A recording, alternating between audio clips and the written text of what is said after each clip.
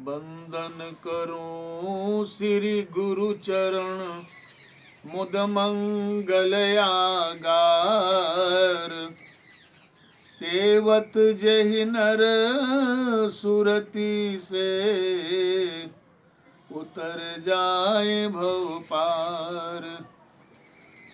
शब्द गुरु में भेद नहीं, गुप्त प्रभु प्रगट गुरुदेव।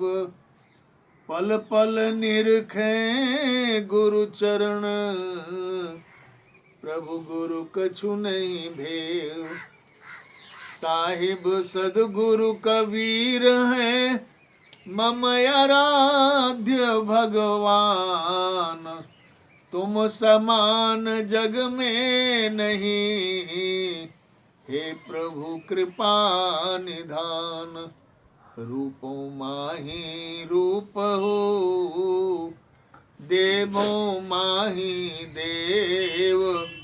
मम आराध्य सदगुरु प्रभु, करूं चरण की सेव।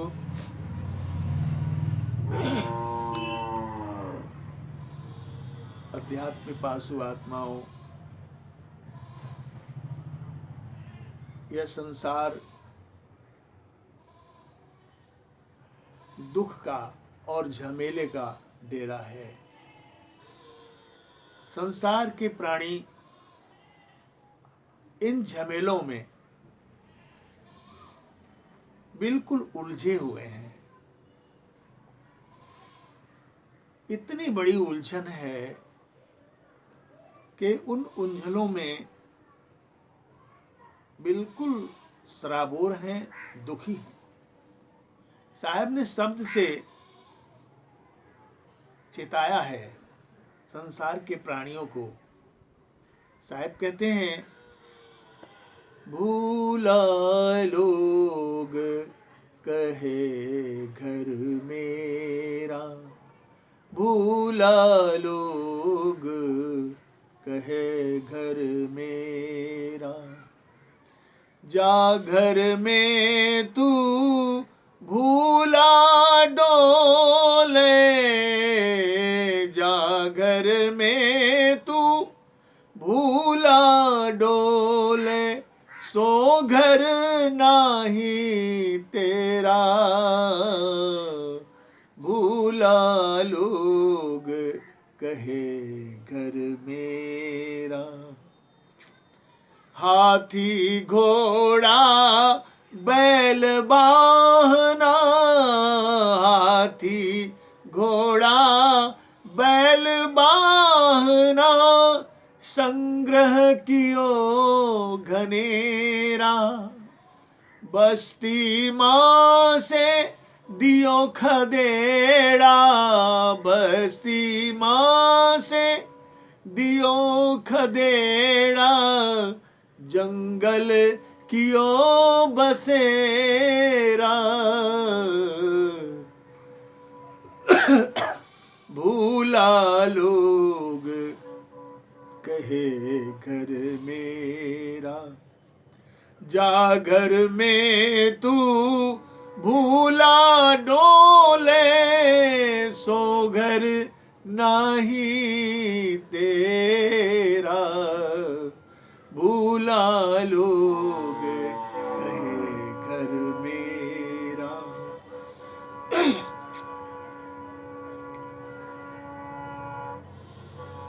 गाठी बांधी खर्च नहीं पठबे, गाठी बांधी खर्च नहीं पठबे।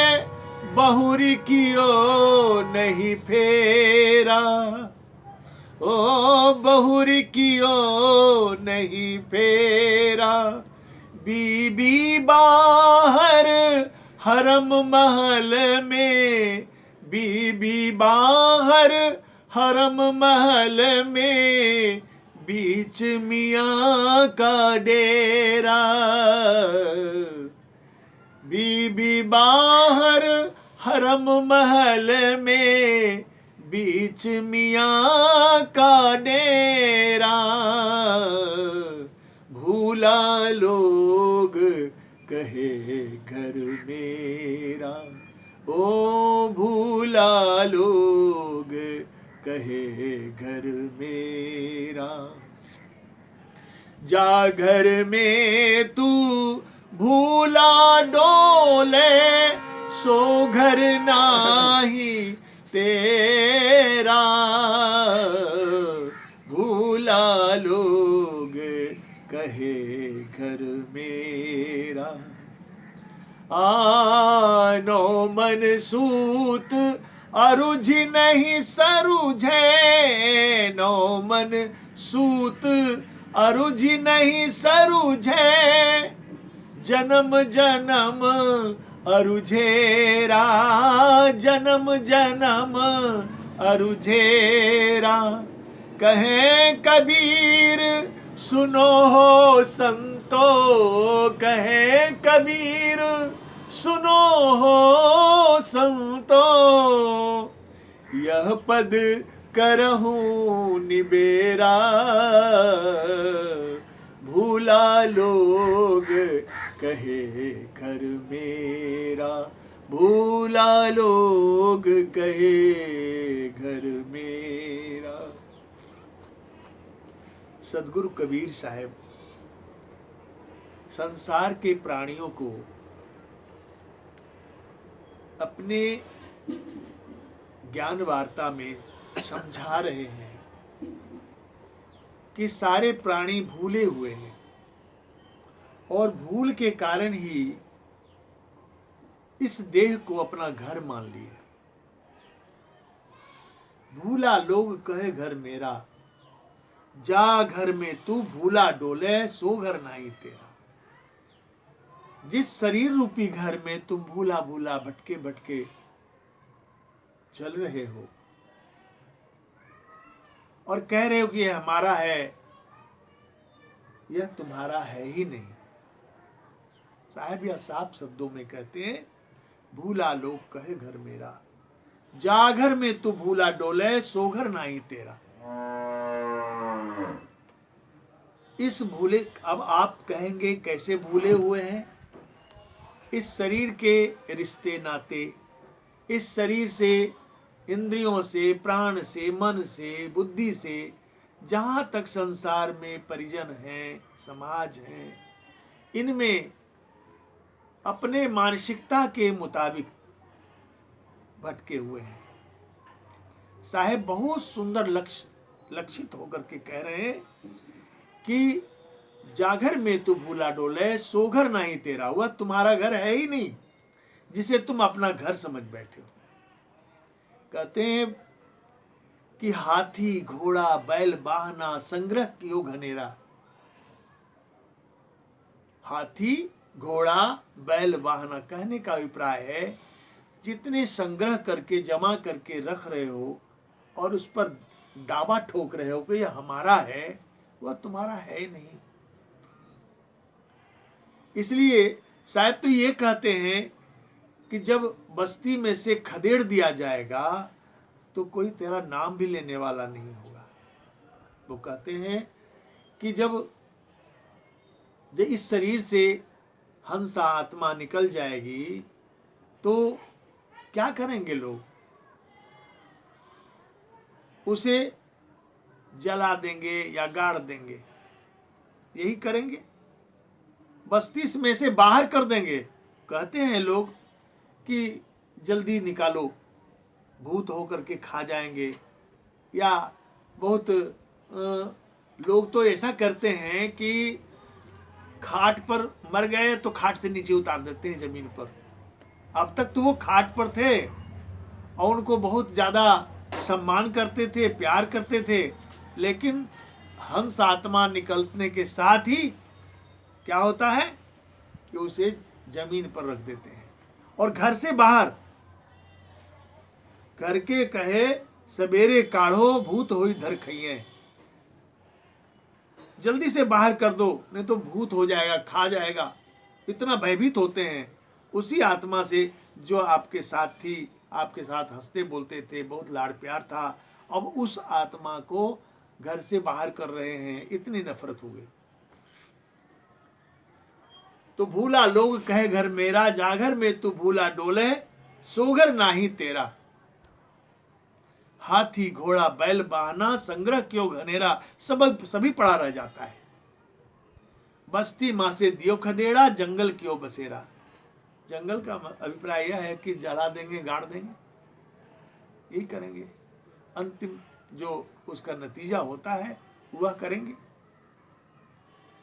अब साहब कहते हैं गांठी बांध खर्च नहीं पटवे, बोहर क्यों नहीं फेरा। जिसके लिए तुम संग्रह कर रहे हो, जमा कर रहे हो धन दौलत को, वह मरने के बाद तुम्हें पठाएगा नहीं पैसा यहां से। जो तुमने जमीनों को गाड़ के रखे हो, वो पैसा तुमको फिर वापस भेजेगा नहीं कि भाई तुमने कमाया है इतनी इतनी दौलत, ये दौलत तुम्हारा है।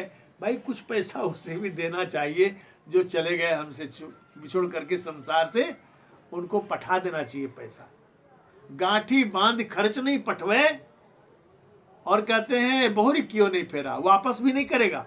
जो ले लिया है फिर वापस आपको देगा नहीं। ऐसा चक्कर है संसार में। इसलिए कहते हैं साहब कि आगे कहते हैं कि बीवी बाहर हरम महल में, बीच मियाँ का डेरा। बीवी का अक्षर ब्याहता स्त्री, बीवी का अर्थ होता है विवाहिता स्त्री। विवाहिता स्त्री बाहर हो गई और हरम जो है महल में आ गई। हरम का अर्थ होता है रखनी, जिससे नाजायज संबंध जोड़ा है आपने, तो वो भीतर चले आए। और जो एक्चुअल अपनी बीवी थी, पत्नी थी, वो बाहर चली गई। अब बीच में मियाँ का डेरा हो गया। अब मियाँ रूपी जीव जो है दोजख में पड़े हुए हैं, इधर उधर में उनको नतीजा हो रहा है, कष्ट हो रहा है। तो अभिप्राय यह है, इसका भाव यह है कि बीबी बाहर हरम महल में, बीच मियाँ का डेरा। सुरती रूपी, आत्मचेतना रूपी बीबी जो है बाहर हो गई। आत्मचेतना आपसे बाहर हो गई और हरम जो है वह महल में आ गई आपके अंदर। माया रूपी हरम, माया रूपी जो कहते हैं उसको रखनी, वह अंतर प्रवेश कर गई, यानी आपको सराबोर कर लिया अपने में, माया अपने आगोश में रख लिया। और जीव रूपी आत्मा जो है, वह मियाँ जो है वह बीच में आ गया। तो इस कारण ही संसार में बहुत नतीजा हो रहा है। बीवी बाहर हरम महल में, बीच मियाँ का डेरा। कहते हैं साहब कि नौमन सूत अरुज नहीं सरुझै, जन्म जन्म अरुझेरा। नौमन सूत 5 ज्ञानेंद्रियां और 4 कर्मेंद्रियां। ज्ञानेंद्रियां जिससे रूप, रस, गंध, स्पर्श और शब्द का अनुसरण करते हैं, उन्हें प्राप्त करते हैं। रूप देखते हैं आंख से, सुनते हैं कान से शब्द, रस जिह्वा से लेते हैं, रस जिह्वा से लेते हैं, रूप रस गंध नासिका से लेते हैं, शब्द तो सुनते हैं, और स्पर्श चमड़े से स्पर्श करते हैं जो अच्छा लगता है। रूप रस गंध स्पर्श किससे लेते हैं? 5 ज्ञानेंद्रियों से। 5 ज्ञानेंद्रियां क्या है? आंख, कान, नाक, जिह्वा, त्वचा, हो गए 5। इन 5 से हम जो लेते हैं, रसास्वादन करते हैं, संसार के विषयों का उपभोग करते हैं।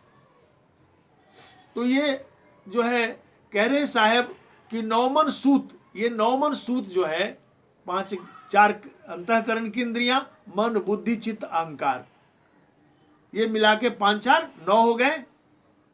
तो नौमन सूत अरुझि नहीं सुरझै, ये नौमन सूत जो है इतना उलझ गया इन माया के अपने अंतर प्रवेश कर जाने के कारण कि इतना उलझ गया कि सुलझता नहीं है। इसलिए साहब कहते हैं नौमन सूत अरुझिन सरुजय, जन्म जन्म अरुझेरा।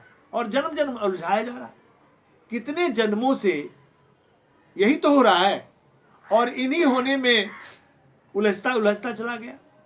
अब उस पर लीक पड़ गई, उस पर लीक पड़ गई, उस पर लीक पड़ गई, और जन्म जन्म उलझते चले जा रहे हैं।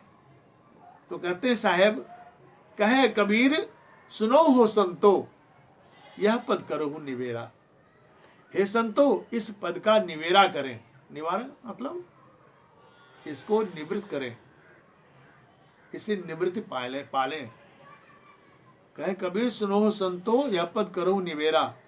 इस अवस्था का से निवृत्ति पाए। और उस निवृत्ति कैसे पाएंगे? जब गुरु के बताए हुए कार्य को करेंगे, उस प्रभु में लक्षित होकर के आप साधन करेंगे, भजन करेंगे, ध्यान करेंगे, तो ही निवृत्ति पा सकते हैं, अन्यथा नहीं पा सकते। इसलिए कहे साहब ने कि जन्म जन्म से उलझा हुआ जीवन है और इसे सुलझाना है। और यह सुलझाना जीवन में मनुष्य जोनी ही है, दूसरी जोनी में सुलझता नहीं है। दूसरी जोनी में इसके लिए कोई कर्तव्य करने का है नहीं। खा तो लेंगे दूसरी जोनी में, पी लेंगे दूसरी जोनी में, संसार का उपभोग दूसरी जोनी में कर लेंगे, 84 लाख जोनियां पड़ी है, पर मनुष्य जोनी में ही इस कार्य को करना है। क्या करना है? निवृत्ति पाना है। निवृत्ति पाना है, आत्म उत्थान करना है, आत्म अवस्था में ठहरना है और अपनी आत्मभूमि से उस प्रभु का भजन करना है। अपनी आत्मभूमि से, अपनी अवस्था से जगकर, संसार रात्रि है, निशा है, इस संसार रूपी रात्रि से अपनी चेतना को अपने अंतस में स्थिर कर और आत्मभूमि पर आत्म प्रकाश, आत्म प्रभा में सदगुरु के लक्ष्य में लक्षित होकर और भजन करना है उस परमपिता परमेश्वर का। तभी सारे दुखों से निवृत्ति पा सकते हैं, अन्यथा इस संसार में निवृत्ति नहीं मिल सकती है। इसलिए साहेब ने जो चेताया हमें कि इतना संग्रह तो करना ही चाहिए। ऐसी बात नहीं है कि हम काम ना करें, नौकरी ना करें, रोजगार ना करें, इस पेट भरने के लिए व्यवस्था ना करें, सब चीज करें, पर केवल इसी को करने में ना रह जाए। यह ख्याल रखें कि आत्मा सदियों से भूखी प्यासी इस शरीर के अंदर बेहोश पड़ी है, इसकी चेतना खो गई है, और गुरु ज्ञान के माध्यम से ही और उसके मार्गदर्शन में लक्षित होकर के भजन करने से ही हमारी चेतना अंतर्मुख हो सकती है और उस परमपिता परमेश्वर को प्राप्त करके इन आवागमन त्रैताप दुख से निवृत्ति पा सकते हैं। अन्यथा और कोई रास्ता नहीं है, कोई जोनियां नहीं है, केवल मनुष्य जोनी है। इसलिए इस जोनी का बहुत बड़ा कर्तव्य है, बहुत बड़ा संघर्ष है, शरीर के लिए भी करना और आत्मा के लिए भी करना, दोनों कार्य करना है। तो इतना ही कहकर के अपनी वाणी को अब मैं विराम देना चाहता हूँ। सत साहिब बंदगी, सत साहिब।